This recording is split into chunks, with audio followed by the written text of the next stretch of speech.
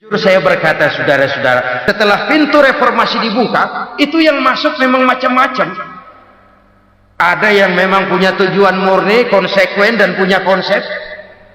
Ada yang nunggu di tikungan, begitu mobil lewat nyamber pintu, berangkat ikut reformasi. Ada yang memanfaatkan momentum, mumpung untuk nyampein unek-unek, ngerti enggak, pokoknya ngomong. Sekarang ini orang berpikir mendingan jadi pala ular daripada jadi buntut macan. Buntut macan memang hebat macan, tapi kalau buntutnya cuma ugel-ugel di belakang buat apa? Mendingan jadi pala ular, kecil juga nyaplok. Artinya ya biar kecil juga kalau punya partai kan gagah. Lalu rame-rame bikin partai kayak bikin arisan. فلا تطع المكذبين ودوا لو تدهن فيدهنون. Assalamualaikum warahmatullahi wabarakatuh. Waalaikumsalam warahmatullahi wabarakatuh. Bismillahirrahmanirrahim. Alhamdulillahi rabbil alamin. Wassalatu wassalamu ala asyrafil anbiya'i wal mursalin Sayyidina wa maulana Muhammadin wa ala alihi wa sahbihi ajma'in, amma ba'du. Saudara-saudara kaum muslimin rahimakumullah, sebagai bangsa kita tengah menghadapi berbagai bencana, baik di bidang ekonomi maupun di bidang politik. Adalah potret kehidupan sehari-hari. Kita menyaksikan peristiwa-peristiwa yang memilukan dan memalukan.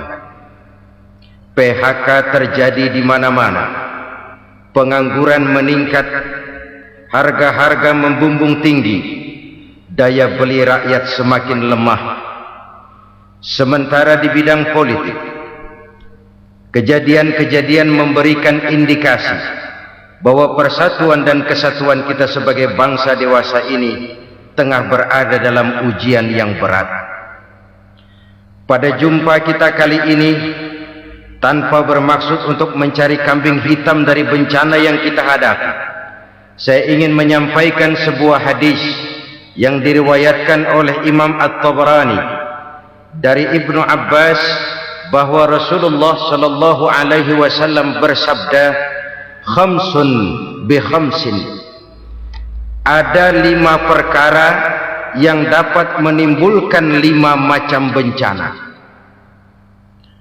Mari kita renungi hadis ini satu demi satu sebagai bahan introspeksi buat kita semua dalam menghadapi bencana yang tengah berlaku sekarang ini. Yang pertama, ma naqasa qaumul ahda illa sullita alaihim aduwwuhum. Apabila suatu kaum sudah mengingkari janjinya, maka mereka pun akan dikuasai oleh musuh-musuh mereka. Sederhana saja nampak kalimat dalam hadis ini. Apabila orang sudah mengingkari janji, mereka akan dikuasai oleh musuh-musuh mereka sendiri. Dan musuh kita yang paling utama saat ini adalah kemiskinan dan kebodohan. Kenapa itu terjadi? Karena kita mengingkari janji kita sendiri. Di saat awal-awal berdirinya Orde Baru, kita pernah berjanji untuk melaksanakan Pancasila dan Undang-Undang Dasar 45 secara murni dan konsekuen. Kita berjanji bahwa kita akan menegakkan pemerintah yang bersih dan berwibawa. Itu semua pada permulaannya. Waktu demi waktu berjalan, kita lupa dengan janji yang kita ucapkan itu. Ketuhanan yang Maha Esa kita ucapkan, tapi kesetanan yang luar biasa yang kita lakukan. Kemanusiaan yang adil dan beradab yang kita dengungkan, tetapi kemanusiaan zalim dan biadab yang kita praktekkan. Sederhana saja saudara, hampir setiap pejabat pada posisi-posisi kunci di awal-awal ia memangku jabatan itu, biasanya ia mengucapkan sumpah dengan lafaz demi Allah bahwa dalam melaksanakan jabatan ini saya tidak akan menerima hadiah atau pemberian dalam bentuk apapun. Itu pada permulaannya. Lama-lama rupanya hadiah itu asik juga, mulai diterima. Lama-lama dirasa kurang, mulai menagih, dan akhirnya terjadilah praktek yang disebut suap menyuap, semir menyemir, dan lain sebagainya. Kalau ini sudah menjadi kenyataan, bagaimana kita mau menegakkan pemerintah yang bersih dan berwibawa? Undang-Undang Dasar 45 menyatakan bahwa bumi, air, dan seluruh kekayaan negara dikelola oleh negara bagi sebesar-besar kemakmuran rakyat. Yang terjadi adalah bahwa kita merasa mewakili rakyat untuk menikmati harta dan kekayaan negara, sehingga rakyat banyak tidak bisa ikut menikmatinya. Menumpuklah harta itu sehingga terjadilah pepatah, gunung ditimbun, sumur digali. Yang kaya semakin kaya, yang miskin semakin terpuruk. Kita ingkar dengan janji yang kita ucapkan di awal-awal kita bergerak. Kita ingkar dengan janji pada saat kita mengatakannya dengan menyebut nama Allah, dengan mempertaruhkan nama Tuhan, sehingga pada akhirnya jabatan pun mengalami tender. Sudah menjadi rahasia umum, orang mau jadi lurah mesti mengeluarkan uang, mau jadi camat mesti mengeluarkan uang, mau jadi wali kota, bupati, bahkan gubernur, itu ada pasarannya. Secara logika, kalau orang memperoleh satu jabatan karena banyak mengeluarkan uang, tentu pada saat ia mengeluarkan uang, ia sudah punya pemikiran, modal pasti pulang, modal pasti kembali. Kalau orang memperoleh suatu jabatan karena banyak mengeluarkan uang, maka langkah pertama yang dia lakukan setelah memangku jabatan itu ialah bagaimana uang bisa kembali, bagaimana modal bisa pulang. Kalau modal sudah pulang, pikiran berikutnya bagaimana supaya dapat untung. Lalu kapan mau bekerja untuk kepentingan rakyat? Itu nomor 18. Kemudian kalau ada proyek-proyek besar, pertanyaannya ialah bukan apakah proyek ini bermanfaat bagi rakyat, apakah proyek ini layak untuk diteruskan, tetapi yang jadi pertanyaan paling utama ialah bagian saya berapa duit dari proyek ini. Kita bisa lihat proyek, mega proyek lahan 1 juta hektar di Kalimantan Tengah, triliunan rupiah, dan proyek itu gagal. SD Impres bulan ini diresmikan, bulan depan retak. Jembatan-jembatan bulan ini gunting pita, bulan depan runtuh. Kita ingkar dengan janji. Kita berkata kita bekerja untuk kepentingan rakyat, tapi kita tidak pernah mengenal rakyat itu. Apabila suatu kaum sudah mulai mengingkari janji, maka mereka akan dikuasai oleh musuh-musuh mereka. Akibatnya tersusunlah barisan-barisan sakit hati yang makin lama makin menjadi bola salju, menggelinding membesar, dan kemudian terjadilah hal-hal yang tidak kita inginkan lagi. Apabila suatu kaum sudah mengingkari janji, maka mereka akan dikuasai oleh musuh-musuh mereka. Ini penyebab bencana yang pertama. Kita tidak konsekuen. Tadinya kita dengan lantang teriak-teriak perantas korupsi, ganyang korupsi. Pada waktu kita belum mendapat kesempatan. Setelah kita naik punya kesempatan, rupanya korupsi enak juga dirasa. Terjadi pergeseran nilai, orang luntur, kehilangan idealisme awal. Lalu untuk menghibur-hibur diri, menutup-nutup kesalahan, kita gunakanlah pepatah bahwa tidak ada gading yang tak retak, bahwa kita harus mikul dur mendem jeruk. Itu semua cuma sebagai dalih agar kesalahan kita tidak dibicarakan orang lain. Padahal kita sendiri yang mengingkari janji. Kita yang keluar dari komitmen awal kita. Kita berjanji melaksanakan Pancasila dan Undang-Undang Dasar 45 dengan murni dan konsekuen. Kita berjanji untuk menegakkan pemerintah yang bersih dan berwibawa. Namun dalam kenyataannya itu tidak kita laksanakan dengan sebagaimana mestinya. Kita bergeser, kita mengalami proses degradasi, peluncuran nilai, dan akhirnya terbentuklah barisan-barisan sakit hati yang semakin lama semakin membesar itu. Kita harus introspeksi. Memang kalau zaman sedang susah, biasanya kambing hitam laris, tukang kompor gentayangan.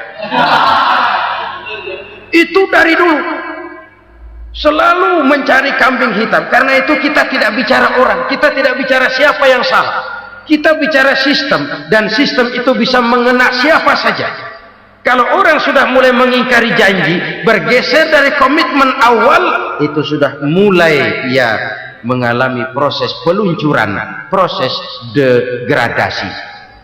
Ini penyebab yang pertama. Kita tidak lagi konsekuen bahwa bumi, air, sumber daya alam adalah milik negara, dikuasai oleh negara, digunakan bagi sebesar-besar kemakmuran rakyat.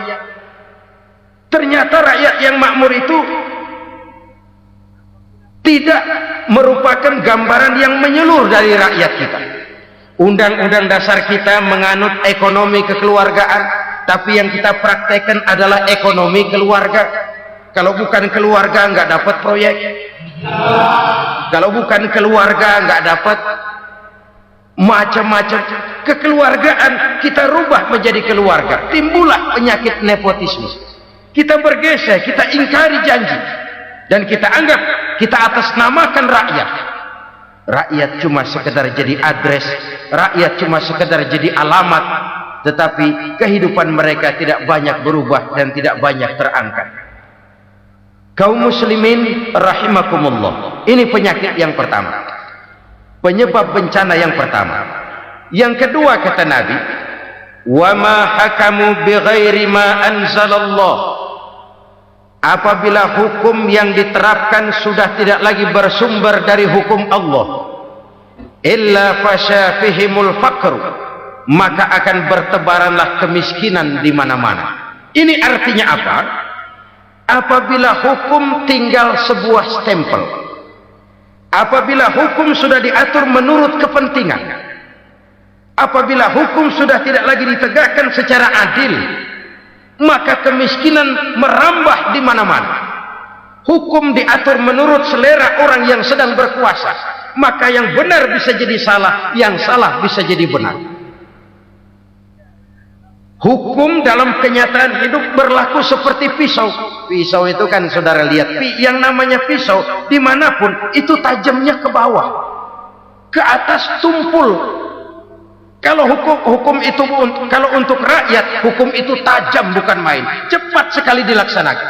Tapi giliran menengah ke atas yang gedean dikit berbuat salah, hukum tumpul.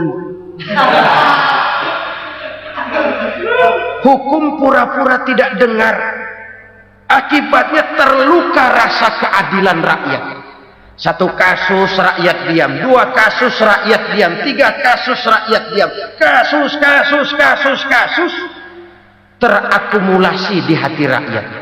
Luka rasa keadilan, dan itu menjadi sumber bencana. Penjarahan, kita tidak setuju itu, tapi kita harus melihat kausalnya. Itu kan tidak berdiri sendiri. Itu kan karena terlukanya rasa keadilan rakyat, melihat kesempatan ini tidak merata.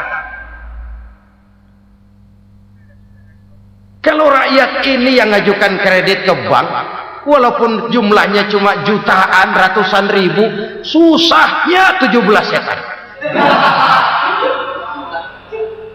Tapi ada orang-orang tertentu yang agunannya palsu, jaminannya palsu, bawa kata belece, bukan cuma miliaran, triliunan kredit bisa keluar. Terluka rasa keadilan, hilangnya kesempatan. Rakyat cuma dapat kesempitan, jarang dapat kesempatan. Dari lukanya rasa keadilan ini. Memang ya entah lipstick, entah basa-basi, dibentuklah tim ini, dibentuklah badan pengawas ini, dibentuklah tim ini.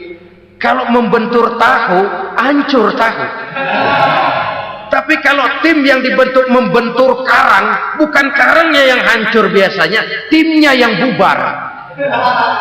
Kenapa? Yang dibentur batu karang yang sangat keras. Kita main-main dengan hukum, kita tidak konsekuen dengan hukum. Luka rasa keadilan, dan itu terakumulasi. Edi Tamsil, rakyat tahu, terakumulasi, menguap begitu saja. Kasus-kasus lain rakyat tahu, menguap begitu saja. Ketidakadilan terakumulasi, mengendap di hati rakyat, menunggu ledakan. Pada saat sumbu meledak, rakyat tidak bisa dibendung lagi. Oke, kita tidak setuju dengan penjarahan, tapi jangan melihat itu sebagai peristiwa yang berdiri sendiri. Kenapa itu terjadi? Kausalnya kenapa? Oke, kita tidak setuju memang, tapi yang dijarah oleh rakyat kan memang cuma untuk perut.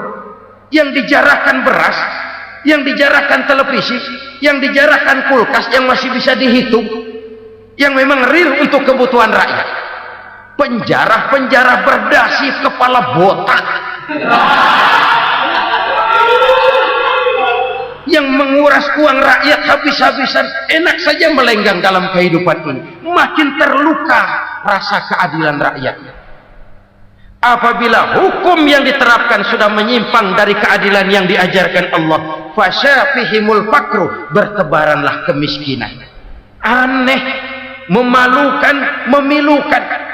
Sebuah negara agraris yang katanya pulaunya hijau royo-royo, gemari palau jenawi toto tentem kertora harjo,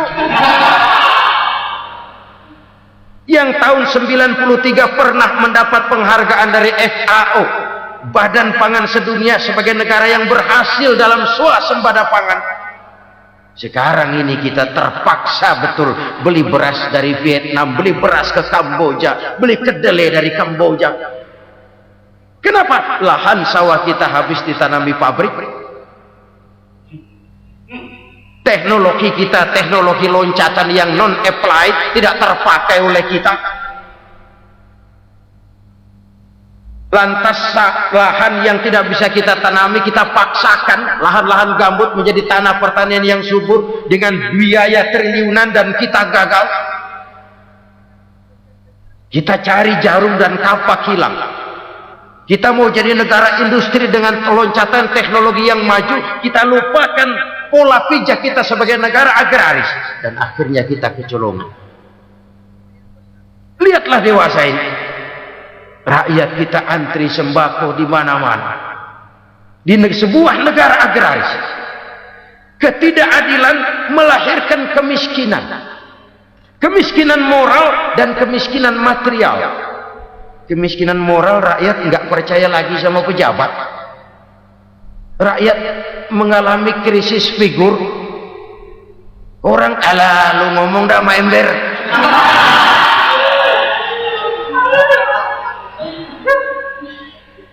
Penataran yang menghabiskan biaya miliaran itu melahirkan pejabat-pejabat korup.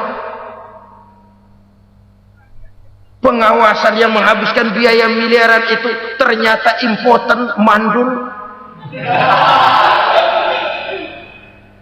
Kemiskinan moral. Jujur saya berkata, saudara-saudara, setelah pintu reformasi dibuka, itu yang masuk memang macam-macam. Ada yang memang punya tujuan murni, konsekuen, dan punya konsep. Ada yang nunggu di tikungan, begitu mobil lewat nyamber pintu, berangkat ikut reformasi. Ada yang memanfaatkan momentum, mumpung, untuk nyampein unek-unek, ngerti enggak, pokoknya ngomong. Sehingga keadaan semakin rancu, kebingungan semakin menjadi-jadi, masalah yang paling urgen tidak terselesaikan. Sekarang ini orang berpikir mendingan jadi pala ular daripada jadi buntut macan. Buntut macan memang hebat macan, tapi kalau buntutnya cuma ugel-ugel di belakang buat apa? Mendingan jadi pala ular kecil juga nyaplok. Artinya ya biar kecil juga kalau punya partai kan gagah. Lalu rame-rame bikin partai kayak bikin arisan. Orang makin mengalami dislokasi. Semua mau jadi pahlawan, semua mau nomor satu, semua ngomong. Iya kalau bidangnya, kalau bukan makin rancu. Marilah lewat kesempatan ini saya mengajak kita untuk tahu diri. Biarkan politisi ngomong politik, biarkan ekonom menata ekonomi, biarkan praktisi bicara soal hukum, biarkan rakyat munajat, istighfar, mohon pertolongan Allah. Tahu diri kita. Kalau memang ayam, kukuruyuk aja dah. Kalau memang kucing, ayo ngeong. Kalau kambing, silahkan ngembe. Udah tahu ayam, ngeong bunyinya. Suaranya palas, orang nggak ngerti, bingung, makin menjadi-jadi. Ibarat kesebelasan sepak bola bangsa kita sekarang ini, rame-rame mau bikin gol, kiper ikut nyerang sekarang. Memilukan dan bahkan memalukan. Wa ma hakamu bighairi ma anzalallah illa fasha fihimul fakru. Kalau hukum yang diterapkan sudah menyimpang dari keadilan yang diajarkan Allah, bertebaranlah kemiskinan di mana-mana. Coba sekarang ini, yang punya duit bingung, apalagi yang kagak punya duit. Yang pengusaha gede ngeluh, apalagi yang pengusaha pas-pasan. Yang kagak punya beras, yang punya beras saja masih bingung, apalagi yang nggak punya beras. Ini sudah demikian merata. Dulu kita kagum mendengar konglomerat kelas wadah, kelas-kelas yang seakan-akan cuma ada dalam khayalan mereka, punya kekayaan miliaran dolar, triliunan. Sudahlah, seolah-olah nggak terjangkau sama kita. Weh, ternyata yang gede-gede itu juga gede utangnya.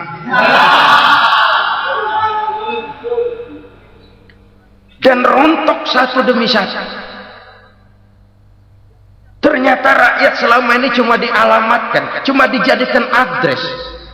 Rakyat yang tidak banyak ngerti persoalan ini harus menanggung hidup ini begini berat, harus menanggung beban hidup ini begini tinggi, daya beli semakin lemah, semakin terpuruk dan terpuruk, sedang keadaan belum juga banyak berubah.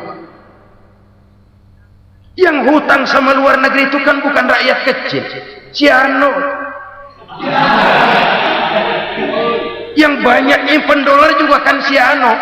Rakyat kecil bocah kampung mah jangankan nyimpen dolar, ngelihat juga tumben. Kemana kita mesti bercermin? Sekali lagi saya mengatakan maaf, kita tidak bermaksud mencari kambing hitam. Karena itu kita tidak bicara orang, kita bicara sistem, kita bicara keadaan. Beginilah yang dikatakan Nabi, penyebab timbulnya bencana, hukum yang ditegakkan tidak lagi berorientasi kepada keadilan, tapi berorientasi kepada kepentingan. Akhirnya bentuk hukum seperti pisau, tajam ke bawah, tumpul ke atas. Hukum cuma buat rakyat kecil, tetapi kelompok menengah ke atas kadang-kadang kebal dari perlakuan hukum. Maka bertebaranlah kemiskinan. Iya, kemiskinan moral berupa lukanya rasa keadilan. Kalau rasa keadilan terluka, orang kan nunggu kesempatan, saudara. Iya, dia nggak bisa ngomong, iya dia nggak sanggup action, iya dia nggak bisa tunjuk rasa, tapi hatinya kan kapan ada kesempatan, kapan ada waktu, tunggu. Hatinya mesti begitu. Sehingga begitu ada kesempatan, terjadilah hal-hal yang tidak terhindarkan. Dan itu ekses, bukan reformasi. Jangan seperti sebuah dialog saya dengan seorang abang beca. Saya bertanya, bang, ya, abang tahu nggak reformasi? Tahu, Ustaz. Apa? Pembakaran. Terus penjarahan, lalu perkosaan. Itu referensi, itu yang saya lihat. Nah, itu yang dia lihat. Saya tentu tidak menyalahkan abang beca kita, karena memang itu yang dia lihat dan sejauh itu wawasannya. Tapi ini indikasi bahwa banyak rakyat kita yang belum bisa menggunakan kebebasan secara bertanggung jawab. Padahal kebebasan tanpa tanggung jawab tirani. Sebuah contoh gampang-gampangan. Saya beli radio, saya setel di kamar saya, lalu saya bilang, ini radio gue. Yang beli gue, pakai duit gue setel di kamar gue, sekeras-kerasnya, gak ada urusan sama orang lain. Itu kata saya. Tetapi tetangga saya sebelah rumah kan boleh juga ngomong begitu. Kata tetangga saya, ini mata gue, yang ngantuk gue tidur di kamar gue. Kenapa suara radio lu nyampe kemari? Artinya apa ini? Kebebasan saya nyetel radio dibatasi oleh kebebasan tetangga saya yang mau tidur. Tidak ada kebebasan mutlak. Kebebasan mutlak tanpa tanggung jawab kembali akan melahirkan tirani, kembali akan melahirkan pemaksaan kehendak. Dan itu lagi-lagi bukan demokrasi. Saudara-saudara kaum muslimin rahimakumullah. Ini penyakit yang kedua, lukanya rasa keadilan, terutama di kalangan rakyat kecil. Itu mengendap menjadi akumulasi dan menunggu giliran kapan bisa dimuntahkan. Dengan kata lain, rakyatnya udah banyak banget makan yang perutnya jadi enak, nyelam. Kapan nunggu muntahnya? Udah begini banyak akumulasi yang mereka pendam di perut ini, sehingga ketika terjadi kesempatan itu sudah tidak terkendalikan lagi. Kita out of control. Saya tidak mentolerir sikap-sikap kekerasan. Bahkan saya lebih cenderung bahwa kalau di rumah kita banyak tikusnya saja racuni, jangan rumah dibakar. Bahwa ada korupsi, ya, ada kolusi, memang ada nepotisme, tentu. Tetapi tikusnya saja racuni, jangan rumah dibakar. Masa mau ngusir tikus bakar rumah? Tikusnya lari, tikusnya selamat, rumahnya ewes-ewes.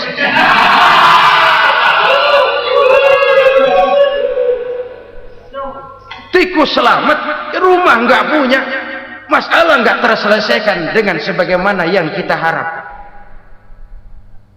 Kita sepakat ini negara hukum, dan di hadapan hukum semua manusia itu sama. Itu prinsip yang diajarkan Allah. Al-musawat bainan nas fi takalifil ahkam. Semua manusia sama dalam berhadapan dengan hukum Allah Subhanahu wa taala. Kalau hukum sudah pandang bulu, itu jelas yang enak yang banyak bulunya. Siapa yang banyak bulunya? Monyet. Kalau hukum pandang bulu, monyet keenakan. Saudara-saudara kaum muslimin rahimakumullah, introspeksi. Mari kita bercermin bagaimana perjalanan hukum selama ini. Kalau introspeksi ini kita temukan, lalu ada upaya untuk memperbaiki diri. Jangan menggunakan tak ada gading yang tak retak, mikul duwur mendem jero untuk menutupi kesalahan orang. Padahal kesalahan itu sedemikian besar. Padahal rakyat kita tiap hari antri sembako. Ada yang sehari sekali makan, ada yang makan sudah bercampur tiwul, ada yang nasi sudah dicampur pisang, balik jadi orok lagi. Macam-macam upaya rakyat untuk menangsal perut ini. Lalu rakyat ditenang-tenangkan, lebih baik puasa Senin Kemis sambil menghadapi krisis ekonomi. Kenapa rakyat yang disuruh puasa? Kenapa bukan pejabatnya yang puasa lebih dulu untuk kemakmuran rakyat? Kalau rakyat yang memang perutnya udah gepeng disuruh puasa, makin krempeng perutnya. Artinya pejabat harus punya sense of politics. Ya tidak, puasa itu kan tidak cuma Senin Kemis saja puasa itu. Puasa perasaan, puasa menghargai perasaan yang sedang kondisi yang sedang dihadapi oleh rakyat. Bagaimana rakyat yang tengah antri sembako melihat pejabatnya lewat dengan mobil yang harganya sampai 1 miliar. Oh, inilah pemimpin saya. Luka lagi rasa keadilannya. Kita tidak tenggang rasa. Puasa dalam artian itu pun akan menolong menegakkan semangat kebersamaan, membentuk semangat kebersamaan. Saudara-saudara kaum muslimin rahimakumullah, penyebab bencana yang ketiga dikatakan oleh baginda Nabi, wala dhaharat fihimul fahishatu illa fasha fihimul maut. Apabila kekejian telah merajalela, maka maut bertebaran di mana-mana. Kita renungi butir kalimat dalam hadis ini. Apabila kekejian telah merajalela, maut bertebaran di mana-mana. Begitu murah arti sebuah kehidupan. Penjarahan untuk hal-hal yang kecil tapi sampai mengorbankan nyawa. Apabila kekejian sudah terjadi di mana-mana, maut pun bertebaran. Maut dalam arti berpisah ruh dengan jasad, tapi juga maut dalam arti orang bisa mati karirnya, orang bisa mati usahanya, orang bisa mati kesempatannya karena perbuatan-perbuatan keji yang selama ini tidak terbendung. Lahirlah teori mafia. Siapa yang kuat dia yang berkuasa, siapa yang lemah dia menjadi mangsa. Proyek-proyek besar yang menang tender itu ya dari itu ke itu saja. Yang pengusaha-pengusaha tidak punya koleksi, koneksi, tidak bisa bayar komisi, dapat proyek tetelan. Ada dagingnya dikit, namanya juga tetelan. Dagingnya sudah habis disantap oleh meja. Sekian puluh meja dilalui, sekian puluh amplop dikeluarkan. Sehingga yang akhirnya ya tinggal tetelan itu tadi. Maka kualitas pekerjaan pun sudah bukan lagi jadi masalah. Demikianlah mafia-mafia ini bermunculan di mana-mana. Di pengadilan terkenallah mafia pengadilan. Hukum bisa dibeli, hukum bisa dipesan menurut kebutuhan sponsor. Mafia peradilan, mafia politik, mafia ekonomi, bahkan mafia agama yang menggunakan agama sebagai kedok, menggunakan agama sebagai dalih, menggunakan agama sebagai topeng untuk melancarkan maksud-maksud politiknya pun tidak tertutup kemungkinan. Apabila kekejian telah merajalela, maut bertebaran di mana-mana. Korupsi, kolusi, nepotisme itu bagian dari kekejian. Kita selama ini kalau mendengar maksiat, itu yang terbayang cuma judi, mabuk, zina. Ya itu maksiat. Tapi korupsi, kolusi, nepotisme itu juga maksiat dalam bentuk lain. Kalau ini sudah bertebaran, maka maut terjadi di mana-mana. Jangan bayangkan cuma mati orangnya, itu sih kewajiban. Yang menyakitkan itu orangnya masih hidup tapi dibikin mati, karirnya mati. Kenapa? Karena yang diperlukan bukan cuma orang pinter tapi orang taat. Biar pinter, kalau nggak taat minggir. Biar bodoh, kalau taat bisa nyenangin atasan, bisa nyemur. Kumaha juragan wae ayo nama. Itu yang kadang-kadang dapat penghargaan. Tidak ada prestasi kerja kecuali bikin senang orang di atas. Kita lihat di desa-desa jalan rusak. Kalau ada berita pejabat anak mau turun, jalan rata sekali. Sampai tanah dari mana aja dikeruk buat ngeratain tuh jalan.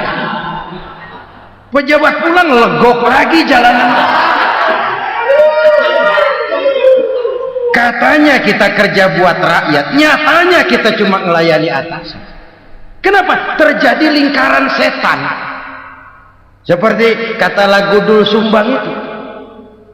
Mahasiswa takut sama dosen, dosen takut sama dekan, dekan takut sama rektor, rektor takut sama menteri, menteri takut sama presiden, presiden takut sama mahasiswa. Lah muter balik lagi, lingkaran setan, lingkaran setan. Saudara-saudara kaum muslimin rahimakumullah, kekejian yang merajalela, praktek-praktek mafia yang tertuang dalam kehidupan sehari-hari menyebabkan orang mati karirnya, jasad masih hidup, karir mati, itu menyakitkan. Mati bisnisnya.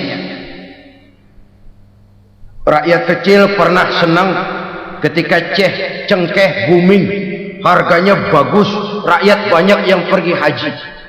Lalu mau ditata, lahir tata niaga cengkeh, malah amburadul.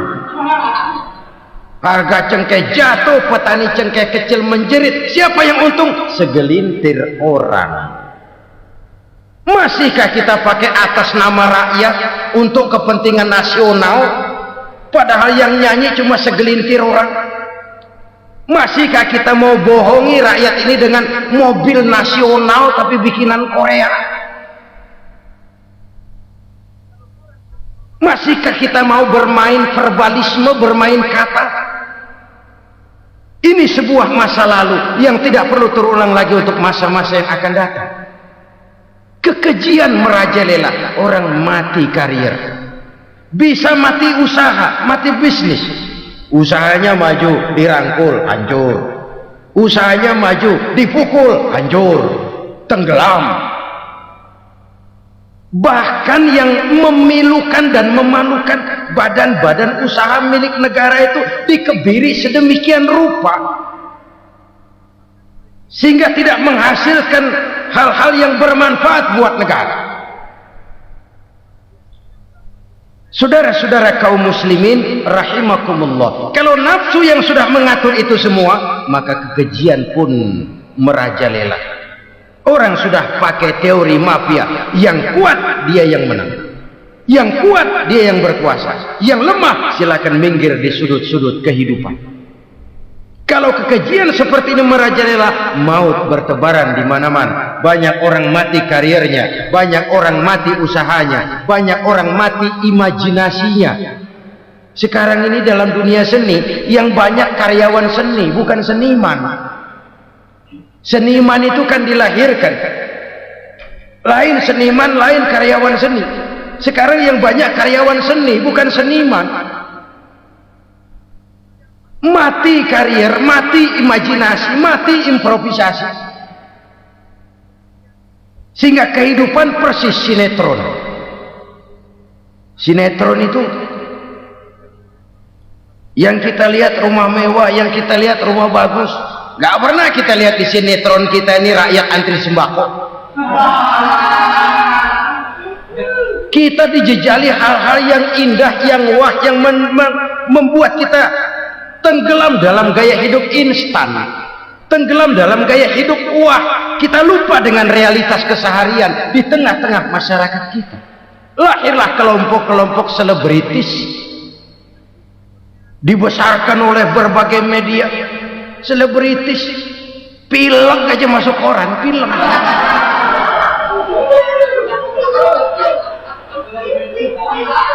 Rakyat yang pingsan antri beras nggak masuk koran. Rakyat yang semaput antri minyak nggak masuk koran. Selebritis panok masuk koran.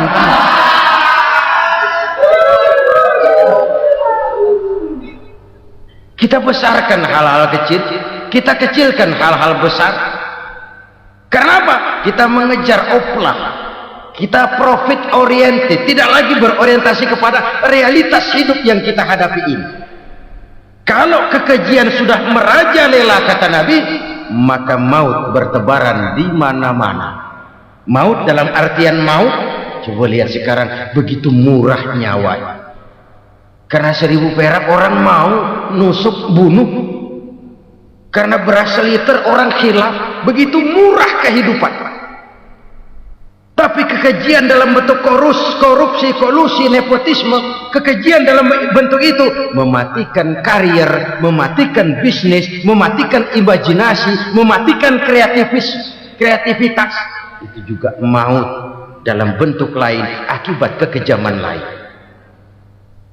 Ini penyebab yang ketiga.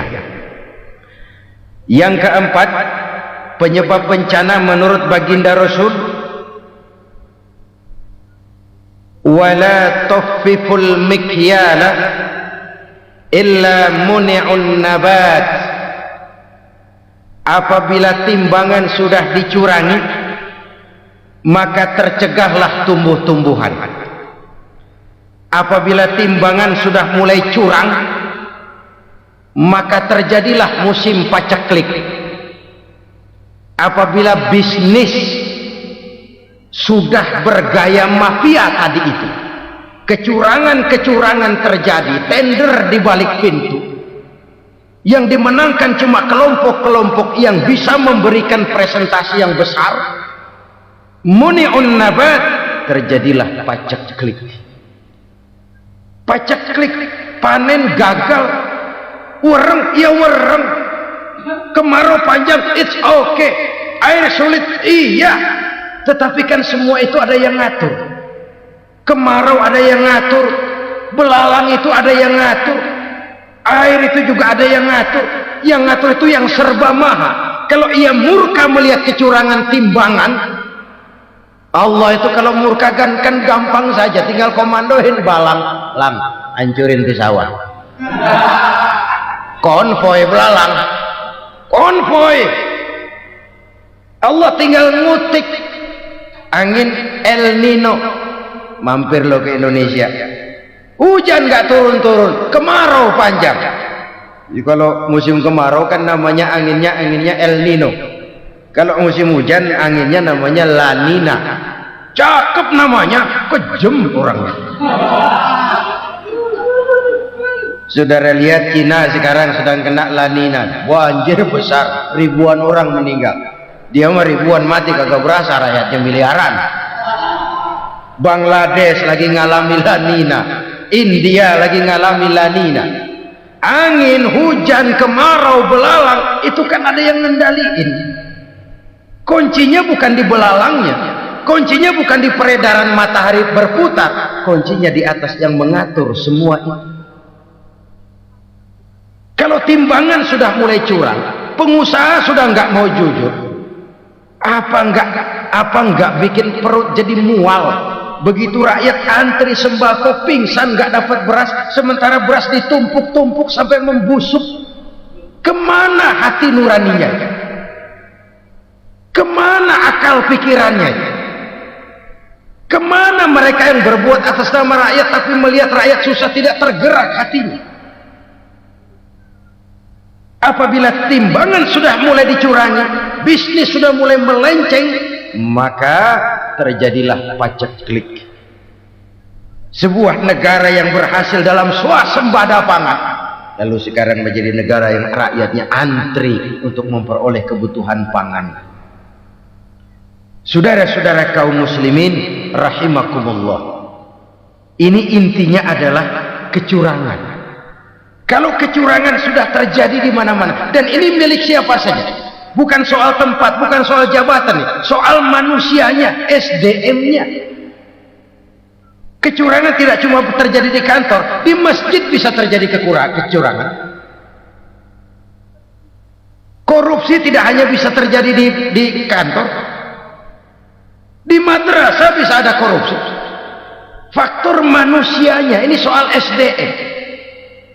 Kecurangan yang besar tentu besar lagi kerugiannya.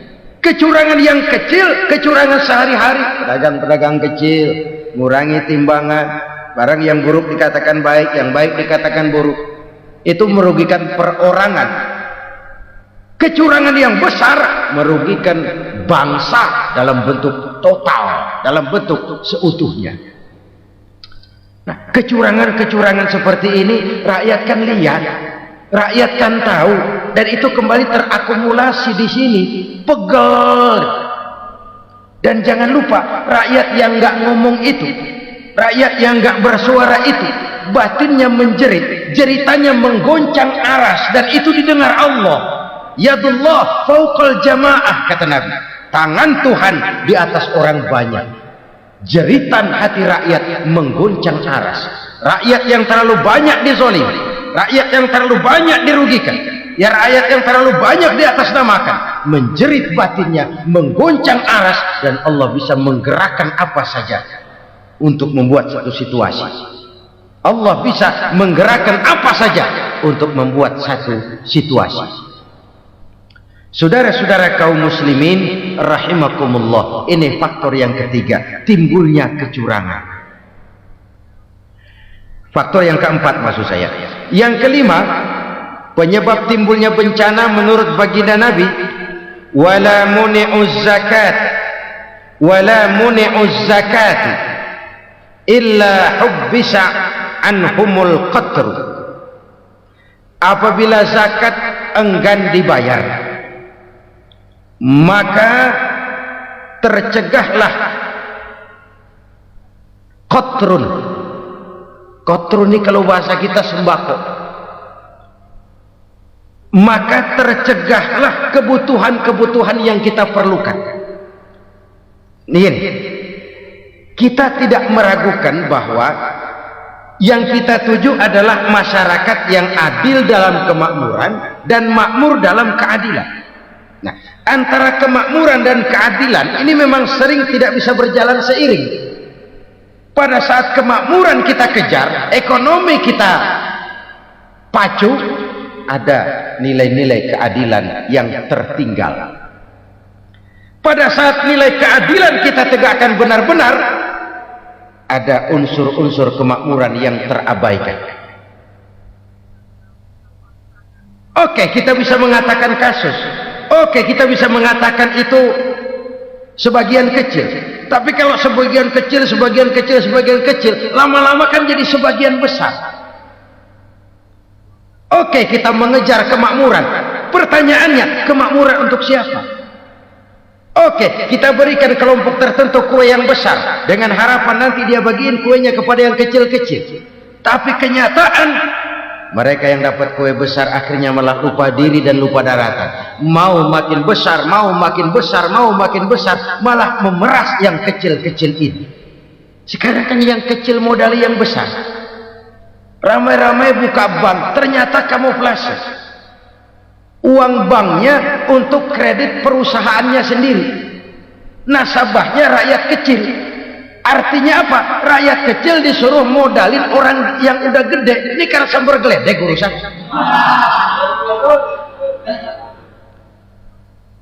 Ini kan permainan apa lagi?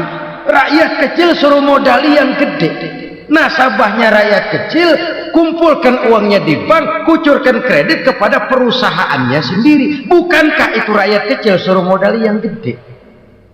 Sudah begitu kejamkah kita untuk meraih keuntungan dengan mengorbankan orang kecil? Sudah tidak bicara lagi kah nurani kita melihat penderitaan orang yang semakin susah ini? Kalau zakat enggan dibayar, padahal zakat 2,5% saja, 2,5% saja. Kalau itu pun enggan, kalau zakat saja enggan, bagaimana pula yang namanya sedekah? Bagaimana pula yang namanya infak? Bagaimana pula yang namanya santunan, bantuan? Kadang-kadang lipstick nyumbang si nyumbang, cuman nyolongnya lebih gede. Ini namanya sumbangan lipstick. Buat lipstick itu kan buat ngumpetin bibir pucat. Itu fungsi utama lipstick. Buat ngumpetin korupsinya, nyumbang kegiatan-kegiatan sosial. Tapi yang dia korup lebih gede dari yang dia sumbang. Lipstick kamuflase. Nepu kata anak sekarang.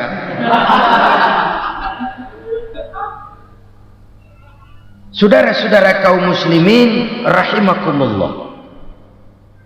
Demikian berat kewajiban zakat ini sampai di zaman Sayyidina Abu Bakar pernah keluar komando perangi orang yang enggan membayar zakat. Perangi.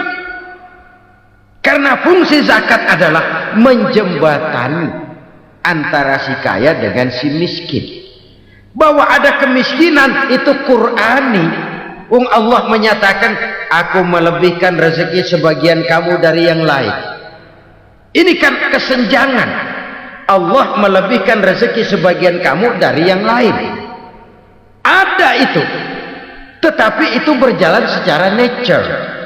Nah, kalau direkayasa, yang kaya semakin kaya, yang miskin semakin terpuruk, yang sudah besar dapat proyek besar, yang kecil dapat tetelan. Ini kan rekayasa namanya. Kesenjangan yang direkayasa ini yang kita harus kikis.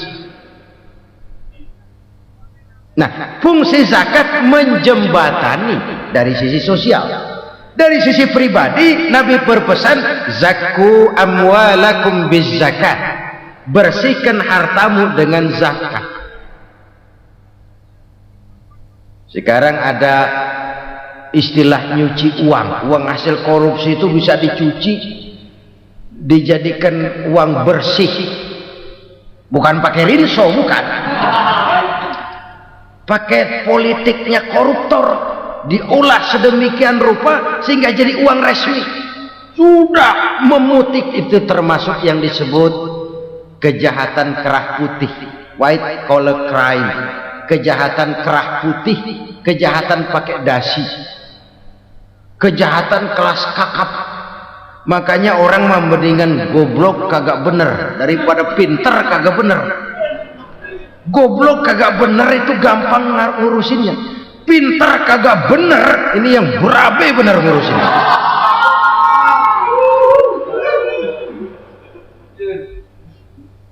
Kita bukan cuma perlu orang pinter kok di zaman sekarang. Kita perlu orang-orang bener yang punya komitmen, yang sesuai kata dan perbuatan, yang bisa merasakan apa yang dirasakan oleh rakyat, yang punya sense of politik yang tinggi, yang peka, yang penuh keterbukaan, yang punya wawasan dan pandangan jauh ke depan. Dari sisi pribadi, zakat itu membersihkan harta kita. Ya, dia tercampur dengan yang syubhat, dia bahkan mungkin tercampur dengan sedikit-sedikit yang haram. Itu zakku amwalakum biz zakat. Bersihkan hartamu dengan zakat itu. Pada sisi sosial ia menjembatani, pada sisi pribadi ia membersihkan harta kita. Karena itu kalau kita berdoa minta rezeki, syarat rezeki itu halalan thayyiban wasi'an. Nggak pernah kurang dari 3 itu. Halal, bagus, banyak. Halal, bagus, tapi sedikit, susah ngaturnya. Halal, banyak, tapi kurang bagus. Buat apaan? Bagus, banyak, tapi haram. Enggak ada artinya. Sebab kata Imamul Ghazali, kalau kau terlalu suka memakan makanan yang haram, dikunyah masuk ke dalam perut besar, digiling oleh perut besar, menghasilkan energi, menggerakkan sel-sel pembuluh saraf, kau juga akan cenderung berpikir yang haram. Kalau sudah cenderung berpikir yang haram, perbuatan pun akan mengarah kepada perbuatan-perbuatan yang haram. Dulu waktu kelompok Jimbaran 200 konglomerat Indonesia kumpul, dihimbau supaya sekian persen kasih pengusaha lemah. Itu kan cuma sekedar belas kasihan, tidak banyak menolong keadaan. Dan bukan itu yang diperlukan pengusaha-pengusaha kecil. Yang diperlukan adalah berikan kami kesempatan seperti mereka dapat kesempatan. Berikan kami peluang seperti mereka juga dikasih peluang.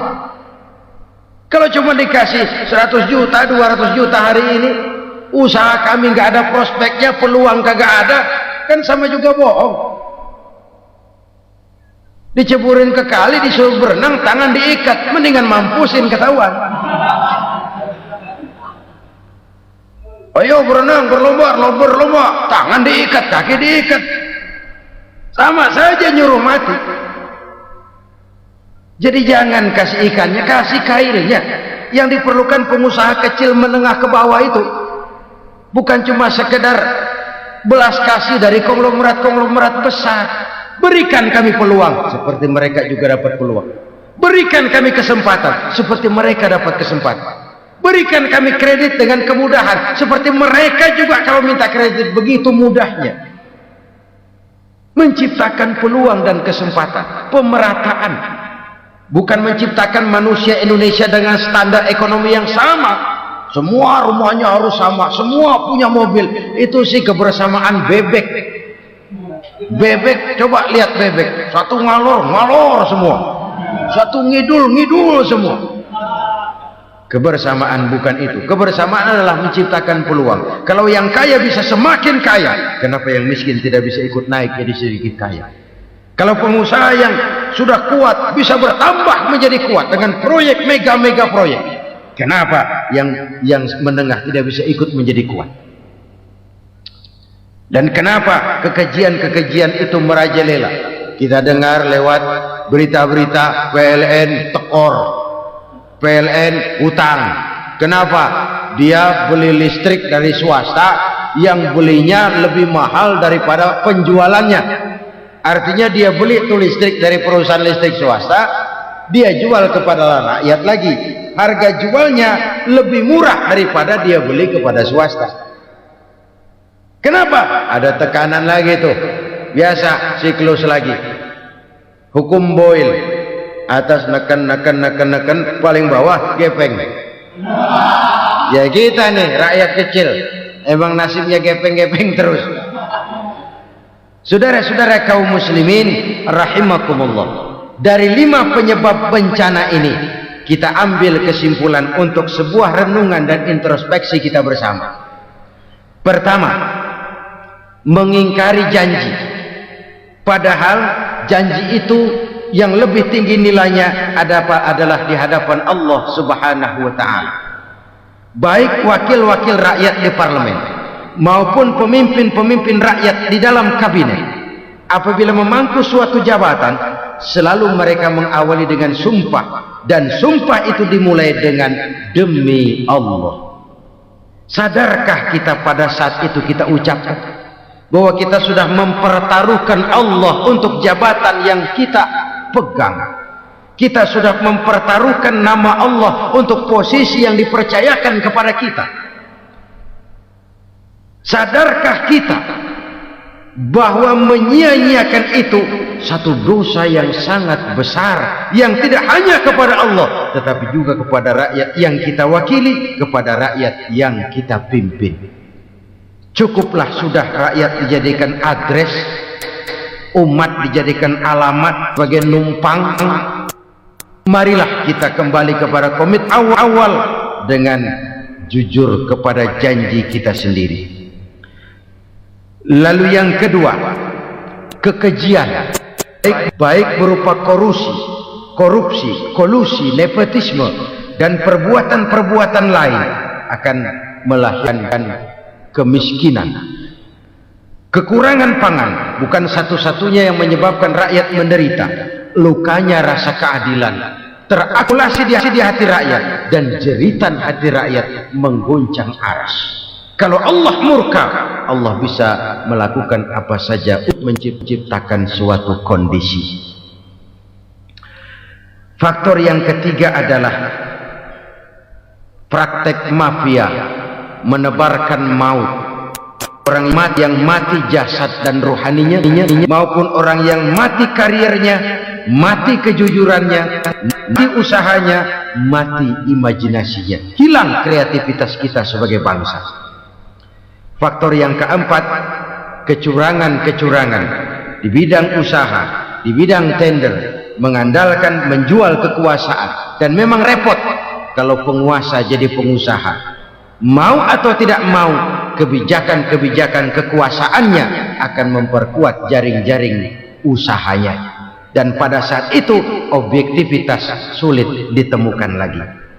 Lalu yang kelima, keengganan membayar zakat, menumpuknya kekayaan negara pada kelompok-kelompok tertentu. Ini akan melahirkan paceklik yang berkepanjangan. Menumpuknya kekayaan dan harta negara pada kelompok-kelompok tertentu akan melahirkan paceklik dan miskinan yang berkepanjangan. Marilah kita sadar marilah kita merenung bahwa keengganan kita membayar zakat, menciptakan pemerataan, pada akhirnya akan menjadi musibah buat kita semua. Saudara-saudara kaum muslimin rahimakumullah, sekian dulu jumpa kita kali ini. Mudah-mudahan yang saya sampaikan dari hadis riwayat Imam Tabrani ini menjadi bahan introspeksi buat kita semua. Tidak akan seorang muslim jatuh dua kali di tempat yang sama. Semua merupakan pelajaran untuk kita jadikan introspeksi guna menata hari esok yang lebih baik daripada hari ini. Reformasi harus terus berlanjut, tidak bisa dan tidak perlu dikendalikan, tapi harus tetap dengan landasan akhlakul karimah sesuai dengan budaya kita sebagai bangsa. Terima kasih atas perhatian saudara. Mohon maaf atas segala kekurangan. Jumpa lagi lain kesempatan insyaallah. Usikum wa nafsi bitaqwallah.